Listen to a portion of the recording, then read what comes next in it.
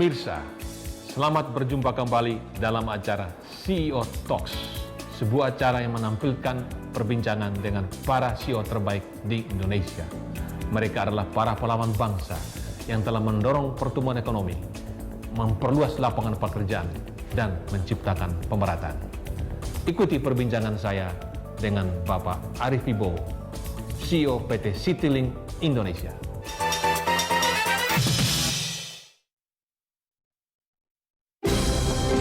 Tidak kurang dari 2 dekade, seorang Arief Wibowo mengabdikan dirinya dalam dunia bisnis penerbangan, hingga akhirnya dipercaya sebagai orang nomor 1 PT Citylink Indonesia.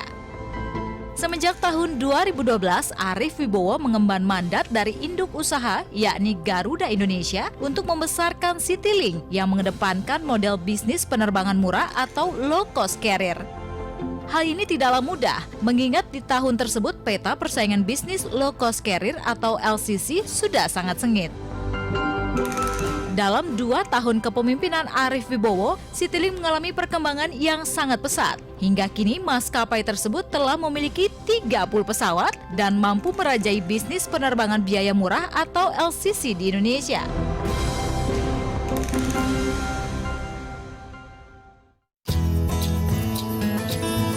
Silakan Pak. Terima kasih banyak nih sudah hadir. Pemirsa, saya sudah bersama Bapak Arief Wibowo, CEO PT Citylink Indonesia. Apa kabar Pak Arief? Selamat siang, apa kabar Pak Primus? Ini miniaturnya Citylink ya? Iya Pak, ini Airbus 320 yang terbaru Pak. Airbus ya? Ada Shacklet, ini satu desain yang terkini untuk Airbus 320 yang baru. Dan itu ada aspek efisiensi yang menjadi pertimbangan juga untuk Ya. Dan per hari ini udah berapa pesawat ini Pak? 29. Jadi 29 minggu pesawat. depan 30 Pak. 30. Sampai akhir tahun 32. Jadi kita akan nambah lagi 5 tahun depan semester 1. Jadi 37 akan. Pertumbuhan luar biasa dalam tempo 2 tahun. Ketika Iya. Citylink disapih, di spin off dari PT Garuda Indonesia. Betul, betul. Nah, tahun depan, akhir tahun 2015, kita masuk ASEAN Open Sky. Itu bagaimana gambaran persaingan? Kita kayaknya membuka pasar besar kita dengan destinasi begitu banyak. Sementara negara-negara tangga-tangga kita, paling cuma 1 Singapura, cuma 1 bandara. Malaysia barangkali cuma 3 bandara. Filipina beberapa. Kita bandara paling banyak. Nah, bagaimana kita bisa bersaing? Yang pasti begini, kalau ngelihat Open Sky, itu kan platform persaingannya itu sebenarnya prospektif karena total dari traffic yang sudah dikelola di Open Sky itu di tahun 2012 saja 66 juta penumpang within the region, dan 34 juta itu sebenarnya yang origin atau selalu ada link dengan Indonesia.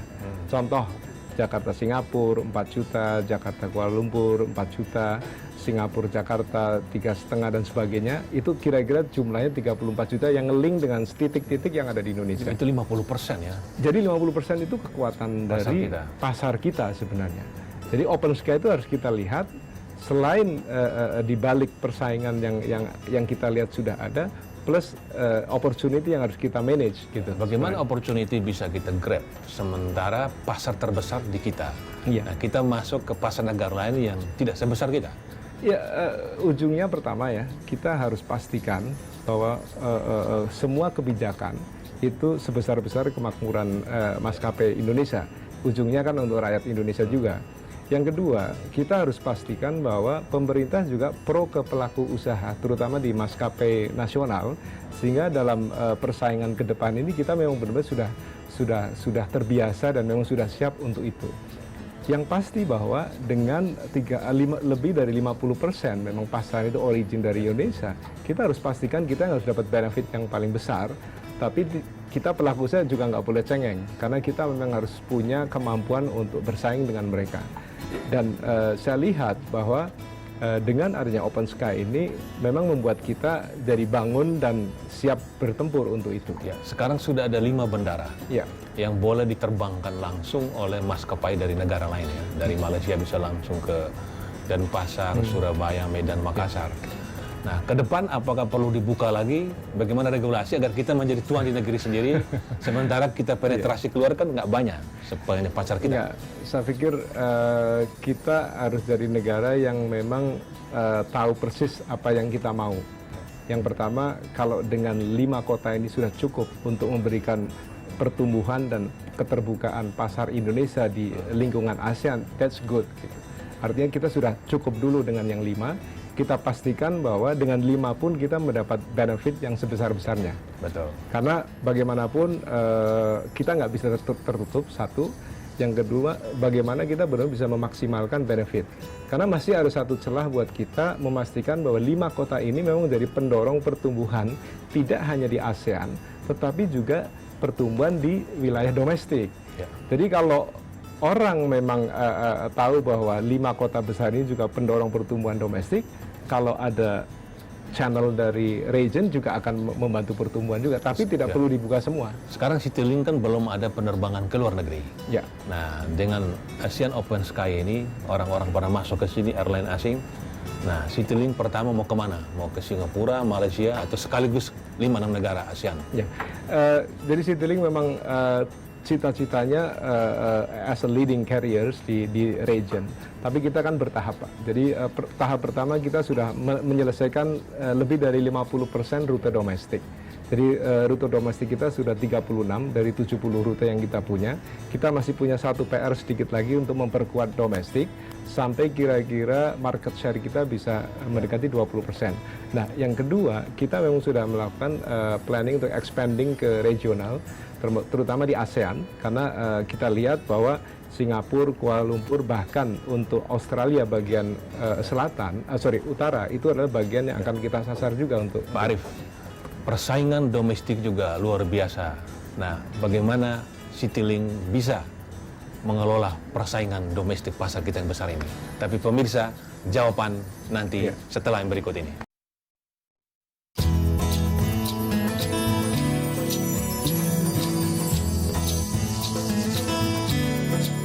Pemirsa, Anda masih bersama saya Primus Dorimulu dalam acara CEO Talks. Pak Arief, Ya, Pak. luar biasa potensi airline di Indonesia. Karena penduduk kita besar, setiap tahun sekian juta pertumbuhan. Tetapi banyak airline berguguran. Oh. Dan kemudian ada 14 maskapai penerbangan berjadwal, komersial berjadwal. Ya. Salah satunya Citylink. Ada beberapa yang LCC. Ini bagaimana strategi agar bisa bertahan dan bertumbuh bersama jumlah penumpang Indonesia yang terus bertumbuh setiap tahun? Ya, Di Pak. tengah banyak juga yang berguguran. Ya, betul, Pak. Jadi kita simpel aja melihat persaingan ini menjadi sesuatu sweeteners atau memicu adrenalin kita untuk bisa berjuang dengan baik. Pertama, kita sebenarnya punya strategi 8 pilar gitu ya. Tapi strategi yang paling basic yang kita adalah cari orang atau people dengan passion yang kuat, dengan mental pemenang. Kemudian yang Untuk menjadi pekerja deh. karena kalau kita nggak melihat ke sana atau orang-orang yang harus berada di situ ini adalah orang-orang yang punya mental pemenang. Jadi setiap persaingan kita lihat sebagai opportunity, setiap masalah kita lihat itu sebagai tantangan. Kemudian yang kedua, kita akan membangun ini perusahaan dengan berbasis IT-based airline. Karena tingkat persaingan di airline, khususnya di LCC, di mana pertumbuhan LCC itu sangat tinggi, itu harus benar-benar live system kontrolnya. Dan yang kita lihat, LCC itu jadi barang komoditas. Karena anytime, anywhere, semua destinasi sudah ada pelaku usahanya. Dan setiap saat orang tidak perlu nyari-nyari jadwal penerbangan. Jadi disitulah letak persaingan bahwa kita bersaing di barang yang sedikit ke arah ke commoditizing atau terjadi komoditasi dari produk LCC sendiri. Makanya kita yakin pertama dari pasar yang kita tuju itu sangat prospektif, pertumbuhan income middle class society tinggi, bahwa ini adalah menjadi backbone dari LCC market. Kedua, bahwasanya pertumbuhan ekonomi kita juga masih di atas 5-6%, seperti potensi kita untuk mendapatkan air travelers. Kemudian yang ketiga, bahwasanya negara kepulauan ini tidak ada substitusi. untuk angkutan udara. Jadi kita harus tumbuh dengan Ya, baik. kalau kita lihat yang LCC dan menengah atas itu pasar yang paling sengit persaingan di mana itu? Yang paling sengit untuk saat ini sebenarnya di mana rute-rute dengan para pesaing yang pertama incumbent-nya sudah cukup lama sehingga mereka sudah cukup menguasai pasar dengan kapasitas yang lebih besar, Ya, terutama incumbent yang di menengah bawah ada yang mati juga kan? Ya, yang lama. biasanya Pemain lama. ya makanya kita kekuatannya di people juga Pak. Jadi people harus kuat. Kemudian bahwa kita karena persaingannya harus live system yang kita monitor. Jadi kita harus IT based airline. Kita nggak bisa dengan yang model tradisional. Ngontrolnya itu 24 jam. Kita nggak bisa dengan berduduk santai, berduduk manis untuk melihat persaingan. Karena ini menjadi pemicu kita untuk bekerja dengan giat. Dan yang paling penting bahwasanya dengan LCC ini kita bisa membantu pertumbuhan ekonomi dengan lebih cepat. Ya. Barangkali bisa dijelaskan sekilas perkembangan kinerja 2 tahun terakhir, bagaimana Jumar Airline, investasi, dan kemudian pertumbuhan finansialnya, revenue-nya, profitnya. Ya, jadi kita mulai ya, Citylink ini kita mulai dari pendapatan di 2012 sebagai spin-off company kita itu baru sekitar 100 juta US di awal di tahun 2012. Kemudian tumbuh terus, tahun lalu aja kita bisa mencapai 270 juta US dollar. Ya. Di tahun ini harapan kita ya bisa sesuai dengan yang kita harapkan, sekitar 450 juta US dollar. Itu within the 3 years ya.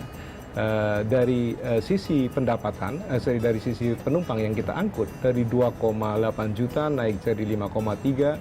Tahun ini kita harapkan sudah mendekati ke 8 juta, karena itu sesuai dengan target kita.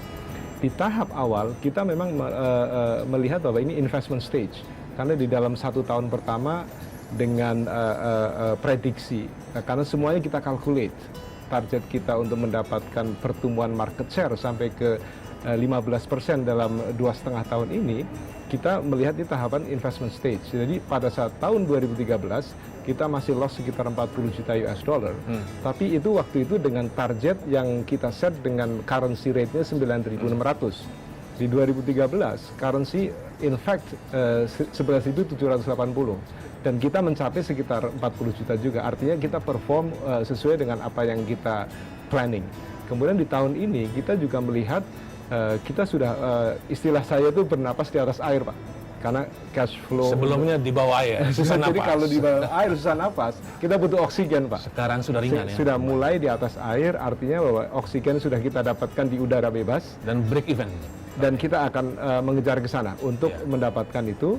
Dan tahun depan mudah-mudahan benar-benar kita akan semakin stabil di pertumbuhan yang lebih baik lagi. Pak Arief, itu bagaimana strategi Citylink ke depan, 5 tahun ke depan, kemudian bagaimana regulasi yang diperlukan untuk mendukung. Tetapi jawaban nanti setelah yang satu ini. Pemirsa, kami akan kembali.